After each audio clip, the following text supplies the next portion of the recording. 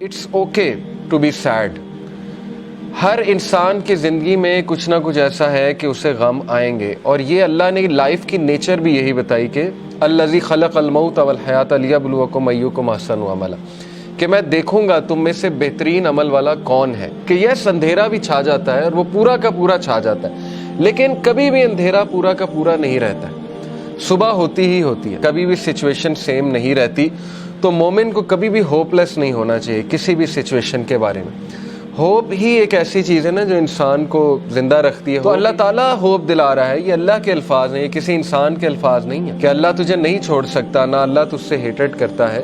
بس یہ اللہ کے کچھ طریقے ہوتے ہیں انسان کو ٹیسٹ کرنے کے لیے، انسان کو کچھ سکھانے کے لیے، کیونکہ یہ دنیا کی زندگی تو ہے ہی بہت ٹیمپرری. اصل میں آخرت کی زندگی ہے، وہاں پہ آپ کا ریوارڈ جمع ہو رہا ہے. اللہ کے ہاں دیر ہو سکتی ہے لیکن اندھیر نہیں ہے، ٹھیک ہے نا. اس کی بہت سی حکمت ہے اس دیر کی.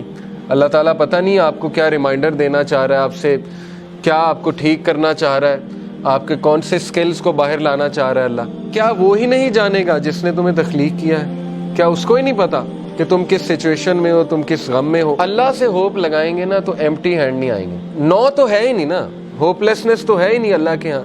اس لیے یہ شیطان ہوپ لیس کرتا ہے بندے کو آ کے کہ جی تجھے تو یہ ملا ہی نہیں، پتہ نہیں اس کے بدلے اللہ نے کیا دینا ہے. تیرا رب تجھے اتنا دینے والا ہے ان قریب کہ تو راضی ہو جائے گا. جو بندہ خود پین میں ہوتا ہے نا وہ پھر دوسروں کی بڑی زبردست مدد کرتا ہے. تو غم کو بری بات نہیں ہے، ٹھیک ہے نا. غم کو سزا نہ سمجھیں. غم جو ہے یہ تو روحانیت کی سیڑھی ہے. اس روحانیت کی سیڑھی پہ چڑھ کے انسان کا جو ہے وہ دل نرم ہوتا ہے، پھر وہ دوسروں کا غم فیل کرتا ہے اور پھر وہ دوسروں کے لیے کچھ کرتا ہے. دیکھیں نا جن سے اللہ ناراض ہوتا ہے ان کو تو یہ سائن ہی نہیں ملتے، وہ تو فل مزے میں ہوتے ہیں. ان کو نہ کوئی مصیبت آتی نہ کوئی پرابلم آتی. جیسے اللہ کے نبی صلی اللہ علیہ وسلم کو اللہ نے کہا کہ ان کا جو مزہ ہے، ان کا کھانا پینا، ان کی عیاشی آپ کو دھوکے میں نہ ڈالے. یہ اللہ تعالیٰ ان کو ڈھیل دے رہا ہے، یعنی اللہ ان سے اس حد تک ناراض ہو چکا ہے کہ اللہ ان کی کیئر ہی نہیں کر رہا. جس شخص سے اللہ ناراض ہو جاتا ہے تو پھر اللہ کے نبی نے کہا کہ پھر اللہ تعالیٰ اس کی وہ بھٹکتا رہے اور وہ جس وادی میں مرے اللہ کو اس کی کوئی فکر نہیں ہے.